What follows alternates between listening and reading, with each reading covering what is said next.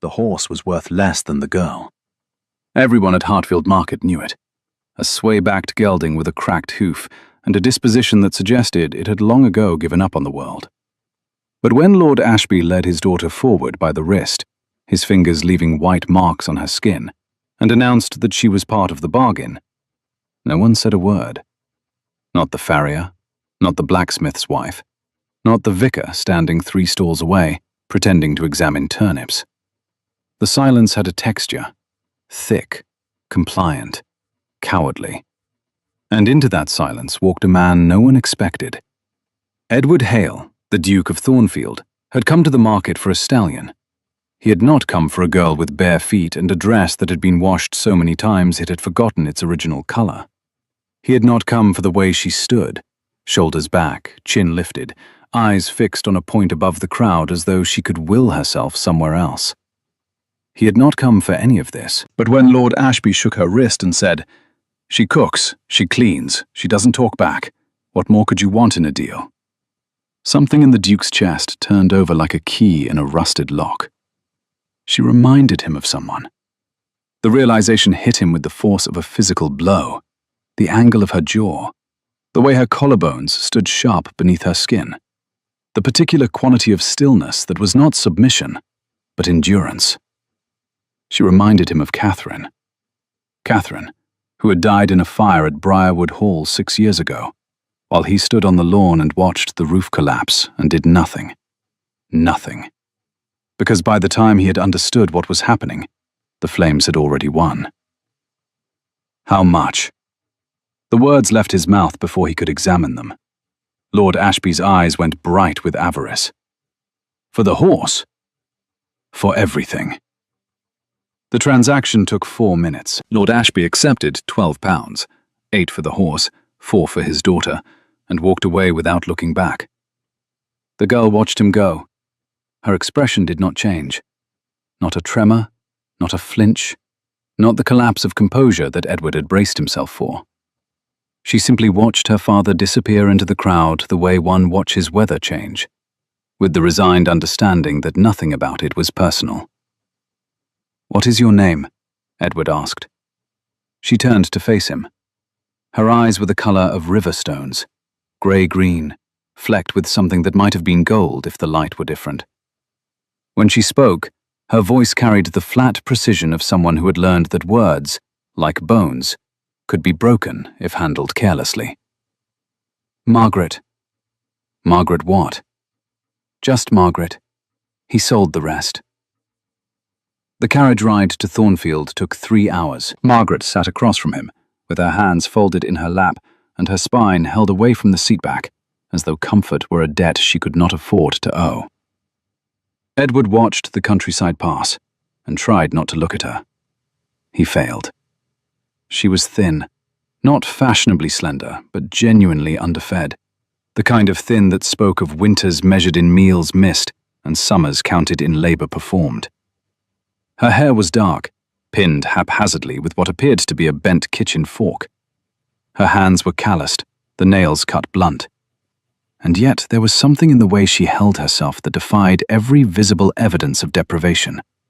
She sat like a woman who had once owned something precious, and, though it had been taken from her, still remembered what it felt like to possess it. "You are not a servant," Edward said, more to himself than to her. "I have been a servant for 8 years. "That is not the same thing." She looked at him then, really looked, with an attention so focused it felt almost clinical. "You bought me from a man who traded his daughter for a horse. I am whatever you decide I am." "I am deciding nothing. I am asking." Something shifted in her face, not softening exactly, but a rearrangement of defenses. "I was educated. My mother saw to it before she died. I can read Latin, manage accounts, and identify most of the poisonous plants in an English garden." The poisonous plants. My mother was practical. The ghost of a smile crossed Edward's mouth before he could stop it. He turned back to the window. The rain had started, not the gentle spring rain of the pastoral poets, but the heavy, deliberate downpour that seemed designed to make the world look as though it had been crying. Thornfield Hall announced itself through the mist like a confession. Massive, grey, severe. Its windows dark, save for a single light in the east wing that flickered with the unsteady rhythm of a candle, attended by someone who had been waiting too long. The house was beautiful in the way that abandoned churches are beautiful. Structurally sound, aesthetically impressive, and hollowed out by the absence of whatever had once made it sacred. Mrs. Fairchild, the housekeeper, met them at the door. She was a broad woman, with hands that looked capable of either bread-making or murder, depending on the provocation, and eyes that missed nothing. "Your Grace, you've brought a guest." "I've brought Margaret. She will need a room, a meal, and clothing that was not designed to humiliate her." Mrs. Fairchild's gaze moved from the Duke to the girl and back again. Whatever assessment she conducted took approximately 2 seconds. "The blue room." The blue room. Margaret was led upstairs without ceremony. Edward stood in the entrance hall and listened to her footsteps recede. Careful, measured. Each one placed with the deliberation of someone walking across ice that might not hold. When the sound faded, he pressed his back against the nearest wall and exhaled for what felt like the first time in 3 hours. He had not saved Catherine. He had stood on the lawn of Briarwood Hall and watched the woman he had loved since childhood burn alive inside a building he could have entered if he had been braver, faster, less paralyzed by the sheer impossibility of what was happening. The fire had been set deliberately. Arson, the magistrate later determined, by a debtor of Catherine's father, who had chosen violence over patience. By the time Edward understood, the east wall had already collapsed. By the time he moved, there was nothing left to move toward. 6 years. 6 years of a house too large for one person. 6 years of declining every invitation, every matchmaker's suggestion, every well-meaning friend's attempt to pull him back into the living world. He had built his grief into the walls of Thornfield, the way builders set stones into mortar, each piece load-bearing, each piece essential to the structure. Remove one, and the whole thing might come down. And now this girl, this Margaret, who held her body the way Catherine had held hers, who met his gaze with the same unflinching assessment, who carried herself like someone who had been broken and reassembled without instructions, and had made something functional from the pieces. He was not saving her.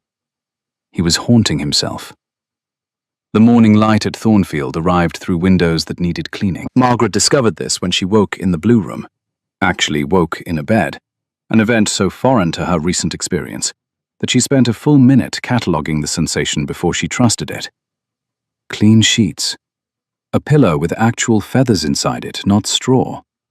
A blanket that covered her entirely. She pressed her palm flat against the mattress and felt something she had not felt in 8 years. Safety, or its approximation. She dressed in the clothes Mrs. Fairchild had laid out, a simple grey dress that fit better than anything she had worn since childhood.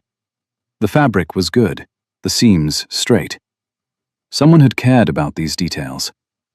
Margaret ran her fingers along the hem and noted that the stitching was done by hand, not machine. Mrs. Fairchild, she suspected, had made this herself. Downstairs, the kitchen was warm with the smell of bread and something savoury that Margaret could not identify from the hallway. She found Mrs. Fairchild at the stove, moving with the efficient grace of a woman who had been cooking for this household long enough to do it while simultaneously conducting 3 other tasks. "Sit." Mrs. Fairchild placed a plate in front of her without waiting for a response. Eggs, toast, preserves, tea. More food than Margaret had seen on a single plate in months. "Does the Duke usually bring women home from markets?" Mrs. Fairchild's wooden spoon paused mid-stir. "The Duke does not usually bring anyone home from anywhere. The Duke does not usually leave this house.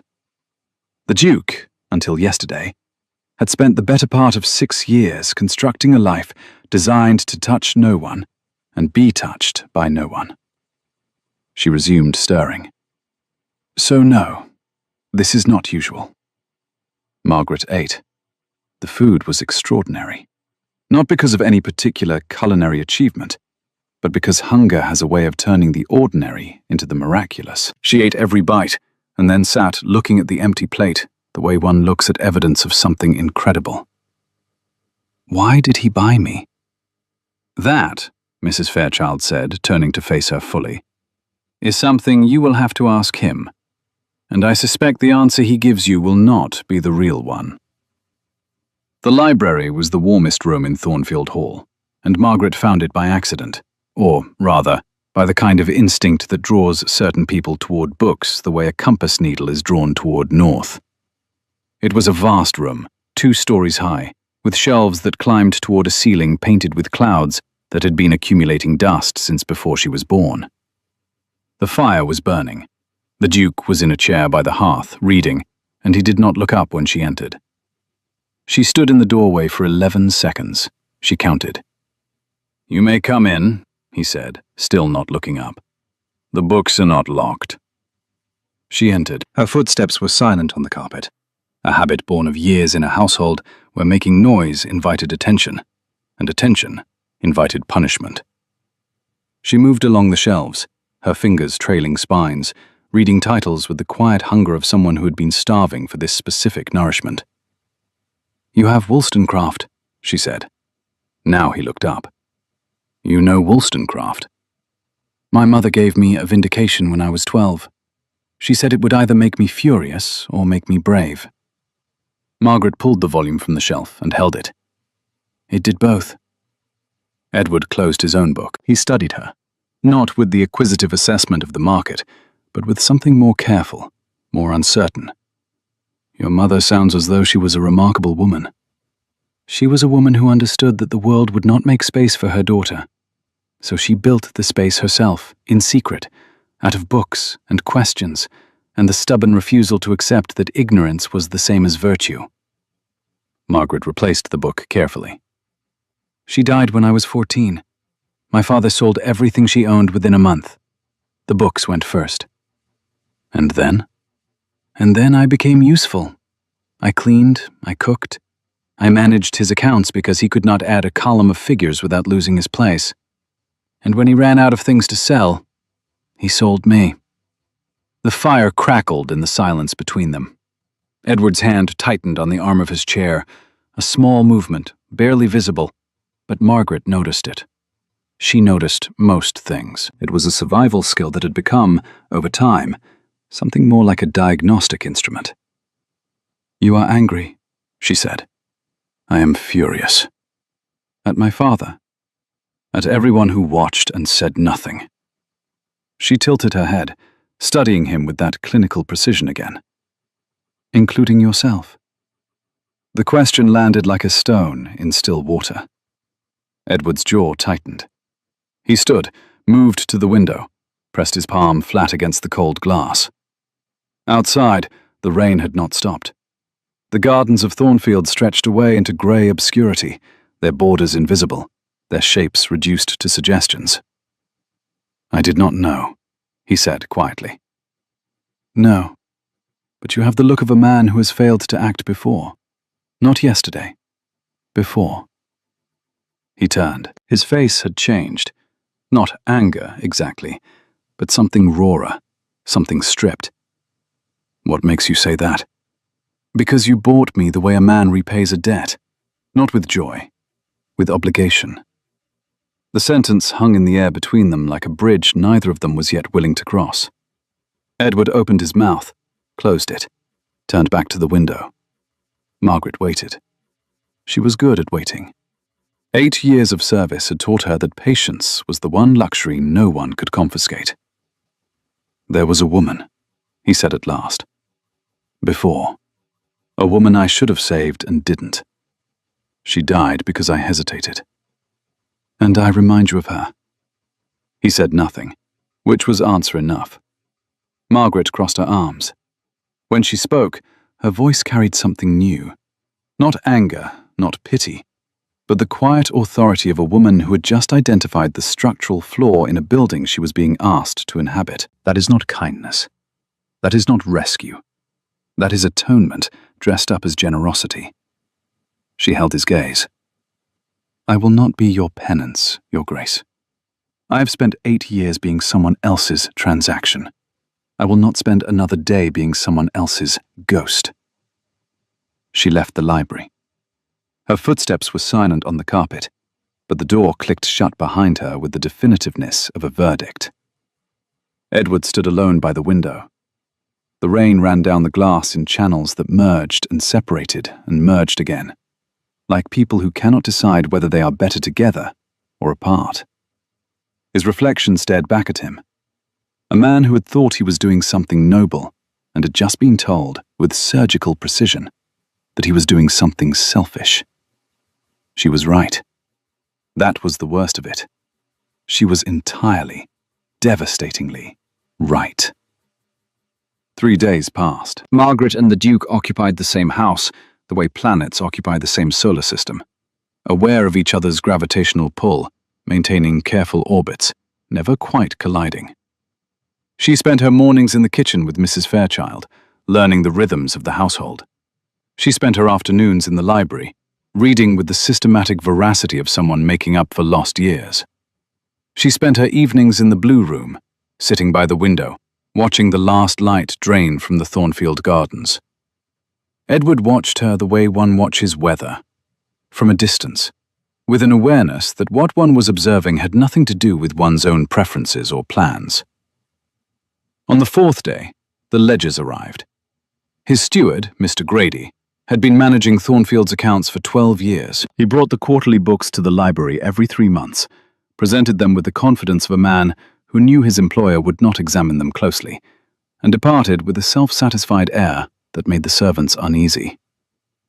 Margaret was reading in the corner when Grady entered. She did not look up. Grady did not notice her. This was a mistake. Edward flipped through the pages with his usual distracted attention. Numbers, columns, summaries. Grady narrated each section with practiced fluency. "The roof repairs came in slightly overestimate, Your Grace. The grain yields were below average due to the late frost. The tenant rents are current, with the exception of the Holloways, who are 3 months behind." "Fine," Edward said. "It is not fine." Both men turned. Margaret had risen from her chair. She was holding a book in one hand, and her other hand was pressed flat against the library table, fingers spread, as though she were reading the numbers through the wood. "I beg your pardon?" Grady's voice carried the particular offense of a man who has been interrupted by someone he considers beneath his notice. "The Holloway rent. You listed it as 3 months overdue at £18, but the Holloway tenancy was renegotiated 2 years ago at £12 per quarter. I read the original contract in the estate files yesterday. Either the rent was raised without the Duke's knowledge, or someone is collecting 18 and recording 12. She paused. "Neither explanation reflects well on you." Grady's face underwent a transformation that Margaret watched with professional interest. Surprise, calculation, the brief flicker of a man deciding which lie to deploy, and then the particular pallor that accompanies the realization that the lie will not be sufficient. The records may contain a transcription error. Page 47 also contains a transcription error. And page 62. And the entire section on timber revenues, which lists sales to a company called Ashfield & Sons, a company that does not exist. I checked. The silence in the library was absolute. Edward looked at the ledger. He looked at Margaret. He looked at Grady, whose complexion had achieved the color of fresh milk. "You checked," Edward said, and his voice contained something Margaret had not heard from him before. Not anger, not surprise, but the hard-edged awakening of a man who has just realized how long he has been asleep. "I am good with numbers," Margaret said. "My mother was practical." Grady was dismissed that afternoon. He left Thornfield with his belongings in a single trunk, and his reputation in considerably worse condition. The household staff, who had collectively despised him for a decade, watched his departure from the kitchen windows with expressions of barely concealed satisfaction. Mrs. Fairchild found Margaret in the garden afterward, sitting on a stone bench that was still damp from the morning rain. She was not celebrating. She was staring at her hands. "He will be angry with me," Margaret said. "The Duke?" "Grady had been here 12 years. I have been here 4 days. Men do not thank women who expose the failures they should have caught themselves." Mrs. Fairchild sat beside her. The bench was cold. Neither of them mentioned it. "You do not know this man yet." "I know men." "You know your father. That is not the same species." A sound came from the garden door. Edward stood there, still holding the ledger, his coat abandoned somewhere between the library and here. His hair was disordered in a way that suggested he had been running his hands through it, a gesture Margaret had already catalogued as his response to emotional distress. "You saved me £600, he said. "Approximately. And you did it in 4 days, with access to files I have ignored for years." "You were not ignoring them. You were trusting someone who did not deserve your trust. Those are different things." He came closer, stopped at the end of the bench. The distance between them was 3 feet. Close enough to be deliberate, far enough to be respectful. "I owe you an apology." "For Grady?" "For why I brought you here. You were right, in the library, the first day. You were right about everything." Margaret looked up at him. The afternoon light caught the sharp planes of his face and softened them into something that looked, for the first time since she had met him, almost vulnerable. "I know," she said, "but knowing you bought me because I look like a dead woman is not the same as knowing what you intend to do about it." "I intend to do nothing about it. Nothing. I intend to let you be exactly who you are, not who she was, not who I need you to be, not a replacement, not a redemption, not a project. Just Margaret." He said her name carefully, as though testing its weight. Just Margaret, who is good with numbers and knows which plants are poisonous and reads Wollstonecraft and tells me truths I have been avoiding for 6 years. She studied him for a long time. The garden was quiet around them, just the drip of water from the eaves and the distant bleating of sheep on the lower fields, and the faint, persistent song of a bird that had not received the message about the rain. "That is a beginning," she said. "It is not a promise." "I know." "Good." She stood. "Your timber accounts are also wrong, by the way. I'll have a corrected summary by tomorrow." She walked back toward the house. Edward stayed in the garden, sitting on the bench she had vacated, pressing his palms flat against the cold stone.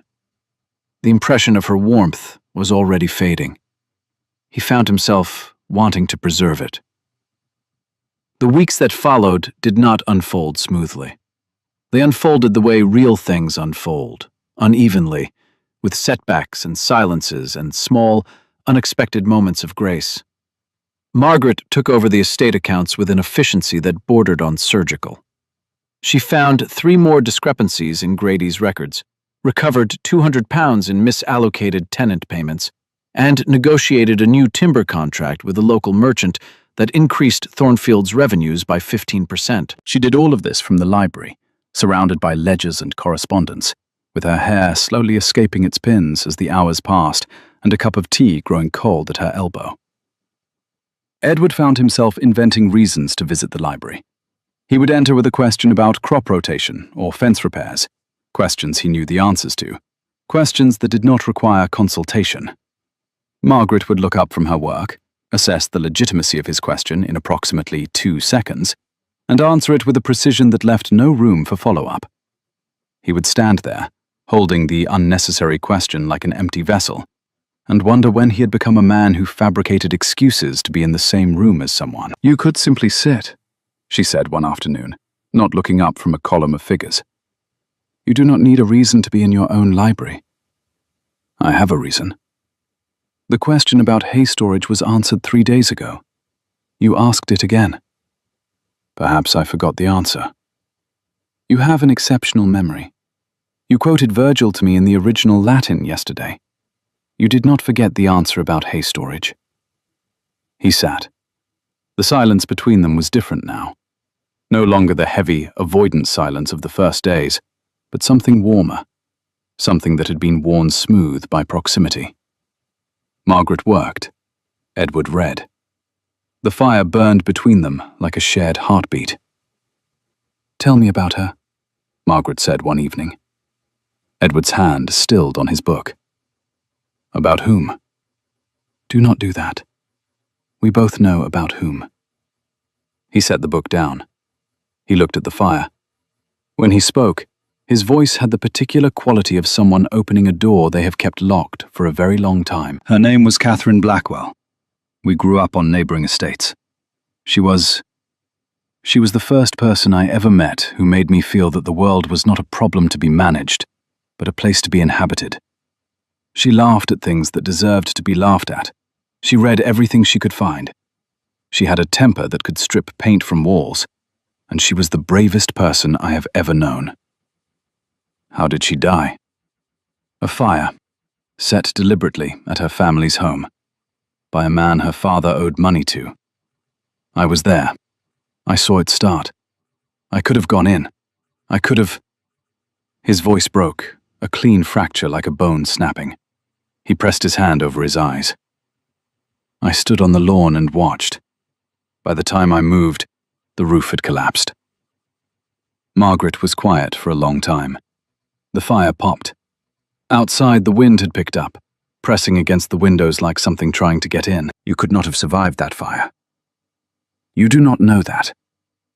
I know that a collapsed roof kills everyone beneath it. I know that a fire hot enough to bring down a structure is a fire that consumes everything it touches. I know that you are not the man who set it." She paused. "And I know that you have spent 6 years punishing yourself for a death that was not your failure. It was my hesitation. Hesitation in the face of certain death is not cowardice. It is biology." He lowered his hand. His eyes were dry.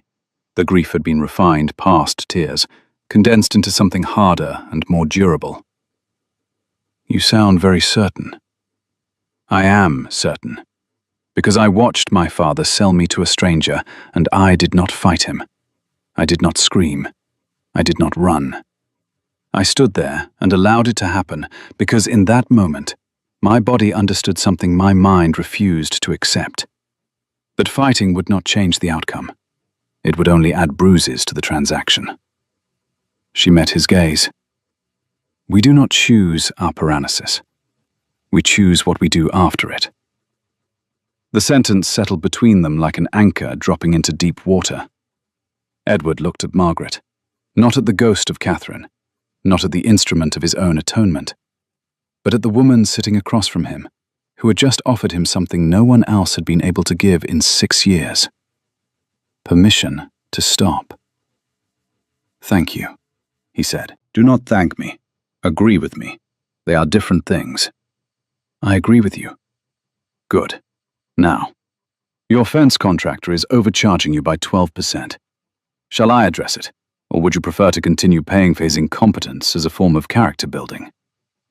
A sound escaped him. Rough, surprised, unfamiliar. It took him a moment to identify it. He was laughing. Mrs. Fairchild heard it from the kitchen. She set down her knife, pressed her hand to her chest, and whispered something that might have been a prayer or might have been a profanity.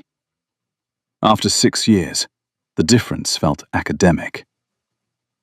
The letter arrived on a Tuesday, the kind of letter that changes the temperature of every room it enters.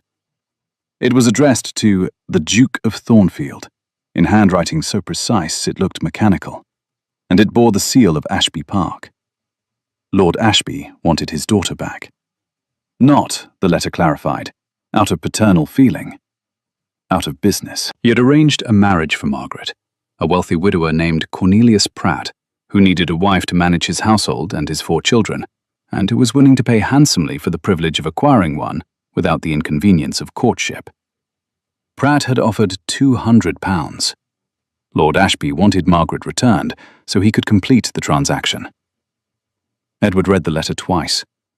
The second reading was slower than the first, the way one rereads a sentence that contains a word one cannot believe exists.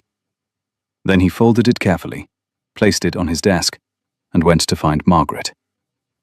She was in the garden. She had claimed a section of the east border as her own and had been planting things, herbs mostly, but also flowers that Edward did not recognize. She knelt in the earth with soil on her hands and her hair coming loose, and an expression of concentrated peace that he had never seen on her face before. "Your father has written," he said. She did not look up. Her hands continued working the soil around a basil plant. "What does he want?" "He wants you back. He has found a buyer." Now she looked up. Her face did not collapse. It compressed, the way a fist tightens before a blow. A buyer. A Mr. Cornelius Pratt, widower, 4 children, £200. Margaret sat back on her heels. She looked at the dirt on her hands, the plants she had been tending, the garden she had been building, in a place she did not own.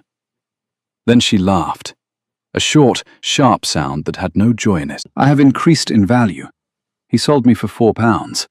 Now I am worth 200. I wonder what made the difference." "Margaret, is it because I can read? Because I uncovered a thief? Because I planted basil in a duke's garden?" She stood, brushing soil from her skirt with methodical precision. "Or is it simply that supply and demand have shifted, and daughters who do not fight back are harder to find than they used to be? I have no intention of returning you. You cannot keep me either. You have no legal claim. The transaction at the market was not a contract. It was a humiliation I survived. If my father demands my return, the law is on his side. The law is wrong. The law is always wrong about women. That has not historically prevented it from being enforced." They stood in the garden, 3 feet apart, the same distance as the bench, but charged now with something different. The wind moved through the herb bed and carried the scent of basil and rosemary, green and sharp and alive. "I will fight him," Edward said. "Why?" "Because you belong to no one. Not to him, not to Pratt, not to me." That is the correct answer. She studied him with that diagnostic attention. But it is not the complete one. "No." "Then tell me the complete one." He was quiet for a long time. The garden waited around them, patient, growing, indifferent to the human dramas that unfolded within its borders. "Because in 4 weeks, you have done something to this house that I could not do in 6 years. You have made it alive again. Not by being Catherine, not by being a replacement for anyone. By being Margaret, who is furious and precise and reads Wollstonecraft and plants basil in places that have not grown anything in years. And because He stopped, started again. "Because I would rather burn this estate to the ground than hand you to a man who would buy you like livestock." Margaret's eyes changed. The clinical assessment softened into something warmer, something that had been held in reserve, something she had not allowed herself to feel. Because feeling had been, for 8 years, a luxury that came with a price she could not afford. "That is the complete answer," she said quietly. "Is it enough?" "It is a beginning." Lord Ashby arrived at Thornfield on a Thursday, accompanied by Mr. Cornelius Pratt and a solicitor whose name no one bothered to learn. They arrived in a carriage that was too fine for Ashby's means, borrowed, Margaret suspected, from Pratt, who had the look of a man accustomed to purchasing whatever he desired and resenting anyone who suggested he could not. Pratt was 53, thick-necked, with small eyes set deep in a face that suggested generations of comfortable cruelty. He examined Margaret the way one examines livestock: teeth, posture, the width of her hips. She stood in the entrance hall of Thornfield and allowed the examination with the stillness of a woman who was not enduring the moment, but cataloguing it. "She'll do," Pratt said. "A bit thin, but she's young. She'll fill out." "She is standing in front of you," Margaret said, "and she can hear you." Pratt blinked. It was the blink of a man who has encountered a phenomenon outside his frame of reference. A dog that speaks, a chair that moves, a woman who answers back. He turned to Lord Ashby. "You said she was docile." "She was." Ashby shot Margaret a look that she recognized from childhood, the warning that preceded punishment. She has been corrupted by proximity to wealth. A few weeks in your household will correct it.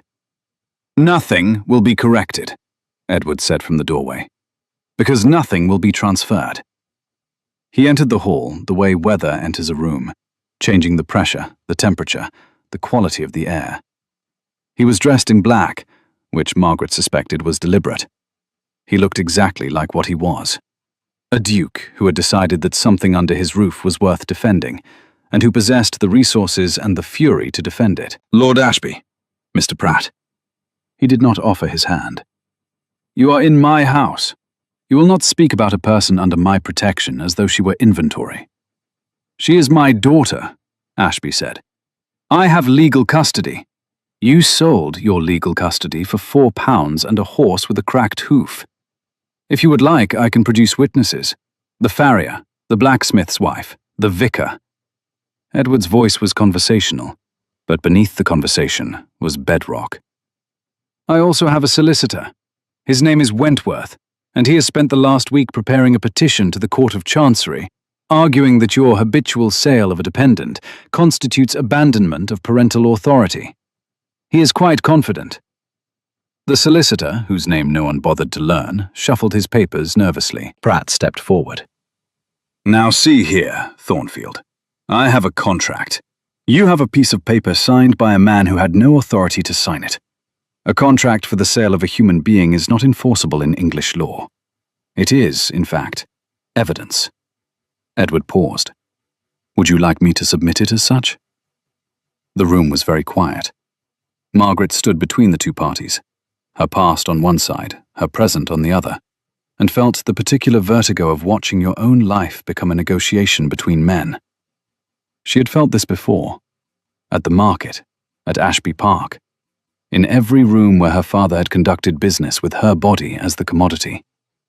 But this time was different, because this time, she was not the object of the negotiation. She was the reason for it. I would like to speak, she said. Every head turned. Margaret stepped forward, not toward Edward, not toward her father, but into the center of the room, the point equidistant from all parties. Mr. Pratt, you want a wife who will manage your household and raise your children. I understand the appeal of acquiring such a person through purchase rather than persuasion. It eliminates the inconvenient possibility that she might have preferences. But I should tell you, I have preferences. I prefer to be asked rather than acquired. I prefer to choose my own life rather than have it chosen for me. And I prefer to remain in a place where my value is measured by what I contribute, not by what I cost. She turned to her father. Father, you sold me once for £4. You are attempting to sell me again for 200. I wonder, is the increase a reflection of my worth or of your debts? She paused. Do not answer.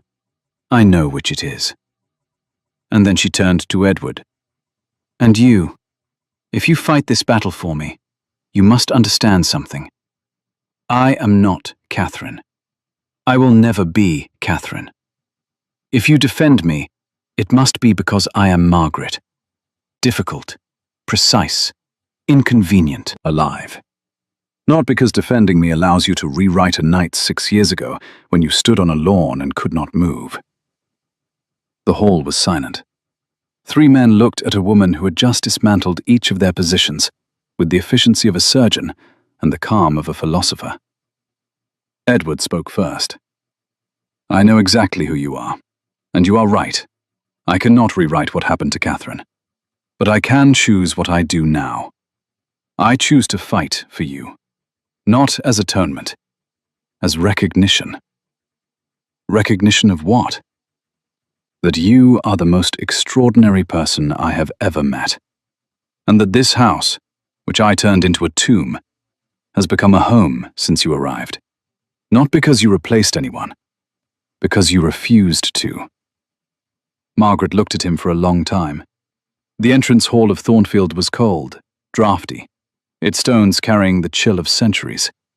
But something in it was warming, Not the air, but the space between two people who had been, until very recently, alone. She turned back to her father. Leave. Margaret, leave. And do not write. Do not send emissaries. Do not sell my name to anyone else. I am done being your currency. Her voice did not waver. Her hands were steady at her sides. She was, in that moment, everything her mother had built her to be. Educated, precise, unbending, and free.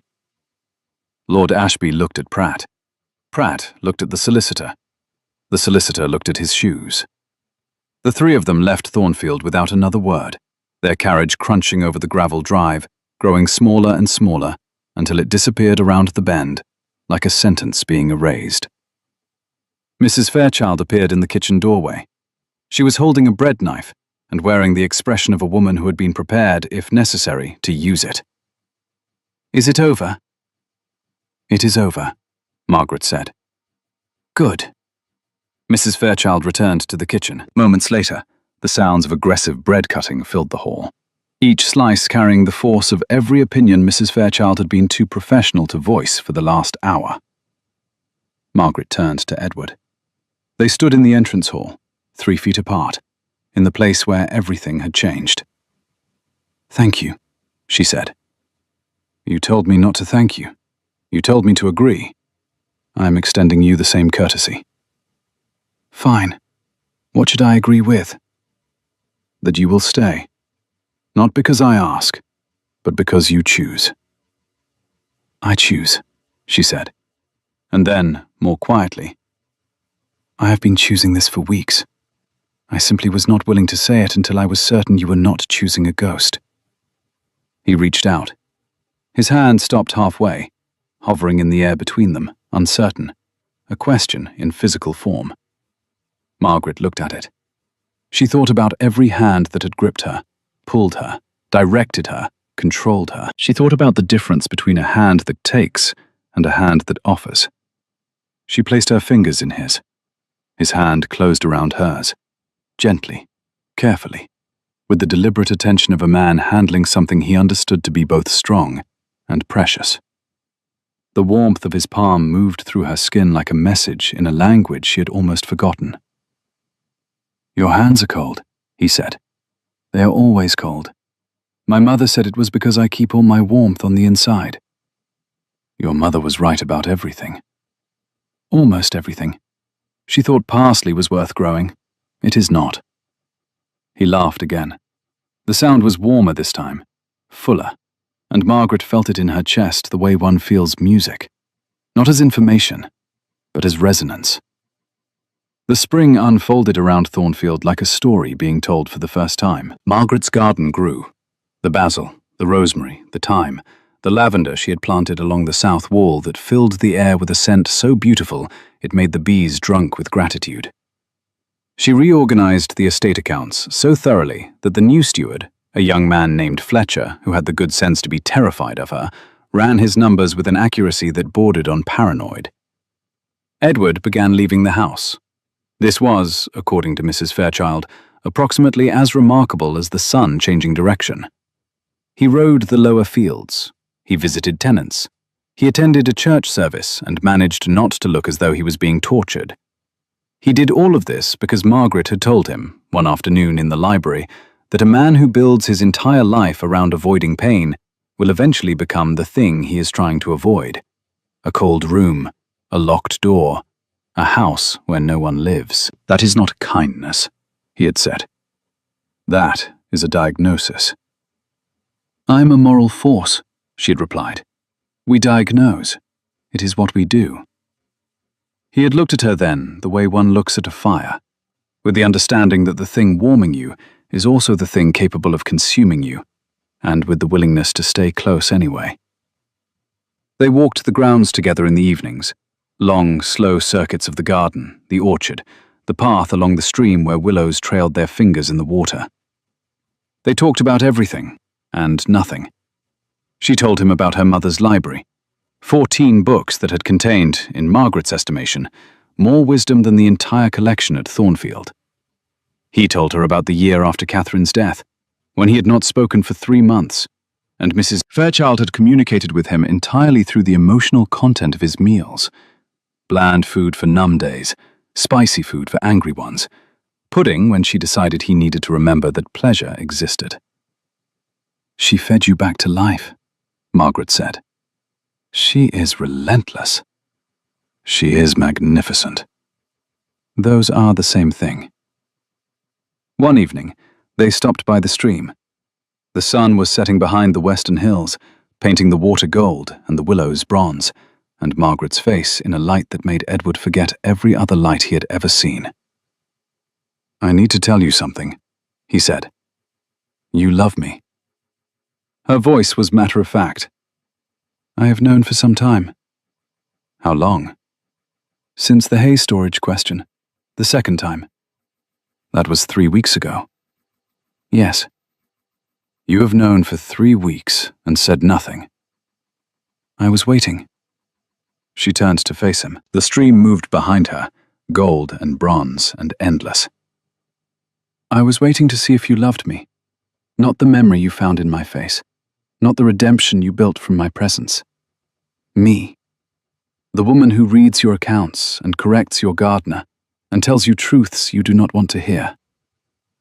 "I love you," he said. The words came out rough, unpolished, nothing like the declarations he had imagined in his weaker moments. "I love you, Margaret. Not because you remind me of anyone, because you are. You are the most infuriating, brilliant, terrifying person I have ever encountered. And I would rather spend the rest of my life being diagnosed by you than spend another day in the version of this house that existed before you arrived." She looked at him. Her Riverstone eyes were bright, with something she had not permitted herself to feel in 8 years. Not since the day her mother died, and she had learned that love was a thing that could be confiscated, like books, like dignity, like a name. "I love you too," she said. "But I have conditions." "Name them." "I keep the accounts. I keep the garden. I keep my name.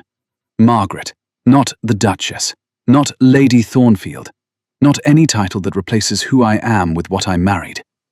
And if you ever make a decision about my life without consulting me, I will plant hemlock in your tea garden and let you wonder." The poisonous plants. My mother was practical. He kissed her.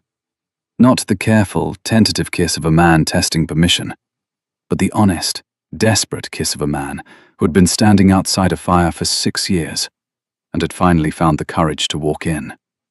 Not to burn, but to warm. She kissed him back with equal honesty, equal force, her hands gripping the lapels of his coat, pulling him closer the way one pulls a door shut against a storm. When they parted, the sun had finished setting. The stream ran dark. The willows whispered to each other about what they had witnessed. "Your hands are warm," Margaret said. "Your influence. Do not blame me for your circulation." He laughed. She laughed. The sound moved across the water and into the evening, and became part of the landscape, part of Thornfield, part of the story the house would tell from now on. They married in the garden 3 weeks later. The ceremony was brief, 12 minutes, conducted by the vicar who had once stood in the market and watched Margaret's father sell her, and who had spent every Sunday since carrying the weight of his own cowardice like a stone in his pocket. He performed the ceremony with an earnestness that approached desperation, as though he could retroactively redeem his silence by blessing this union with everything he had. Margaret wore a dress that Mrs. Fairchild had made by hand, white linen, simple, with sprigs of rosemary stitched into the hem. "For remembrance," Mrs. Fairchild said when she presented it, and both women understood that the remembrance was not for the past, but for this moment. The moment when a woman who had been sold like property chose, freely and irrevocably, to give herself. Edward wore the ring that had belonged to his grandmother, a gold band set with a single emerald, engraved with vines and roses. He placed it on Margaret's finger with hands that trembled, and she steadied them with her own. "You are shaking," she said. "I am terrified." Of what? Of deserving this. You do not deserve it. You earn it. Every day. Starting now. 6 months later, on a morning in October, Margaret woke to find the first frost on the garden. She wrapped herself in a shawl, the good wool one that Mrs. Fairchild had knitted, the one with the pattern that looked like waves, and walked the path between the herb beds. The basil had gone. The rosemary endured. The lavender slept beneath its frost coat, waiting for spring. Edward found her there, standing at the edge of the garden, her breath making small clouds in the cold air. "What are you looking at?" he asked. "The frost. It will kill the basil I planted in March." And I will plant more in spring. That is what one does." He stood beside her. The distance between them was zero. His arm around her shoulders, her head against his chest, their bodies sharing warmth in the way that bodies do when they have learned that closeness is not a risk, but a resource. The carved horse, the one Edward had bought at Hartfield Market, along with the sway-backed gelding and Margaret herself, sat on the mantel in the library. Margaret had found it in a drawer one afternoon and placed it there without explanation. When Edward asked, she said only, "It should be seen. Everything about that day should be seen. Not because it was good, but because it led here." The horse was walnut, crudely carved, its legs too short and its head too large. It was, by any objective standard, worthless, but it stood on the mantel of a duke's library like a monument, and anyone who asked about it received a story that began with a market and a transaction, and ended with a woman who refused to be anyone's atonement, and a man who learned, finally, that the opposite of hesitation is not action, but love. Thornfield Hall was warm that winter. The fires burned in every room. The windows had been cleaned, the books were read, the accounts were immaculate. The garden slept beneath its frost, dreaming of spring, dreaming of basil, dreaming of the woman who had planted it. Not because she owned the land, but because she had decided it was worth tending. And that, in the end, was what changed everything. Not a rescue, not a redemption, not a man buying a woman from her father at a country market, but a woman who looked at a cold, empty house and saw something worth saving, and a man who looked at a woman and saw, for the first time in 6 years, not the ghost of what he had lost, but the living, breathing, furious reality of what he had found. If this story stayed with you, if you know what it feels like to be underestimated by the people who were supposed to protect you, or to carry someone else's failure as though it were your own, then you are not alone. Margaret's journey from Hartfield Market to the garden at Thornfield is a reminder that our worth is never determined by the price someone else puts on us. It is determined by what we choose to build when we are finally free to choose. Tell me in the comments, which moment hit you the hardest? Was it Margaret confronting her father in the entrance hall, the Duke's confession by the stream, or that quiet morning in the frost-covered garden? I read every single comment, and I am always amazed by the stories you share. If this is your first time here, welcome to the fireside. We tell stories about people who refuse to be defined by their circumstances. Subscribe, settle in, and I will see you in the next one.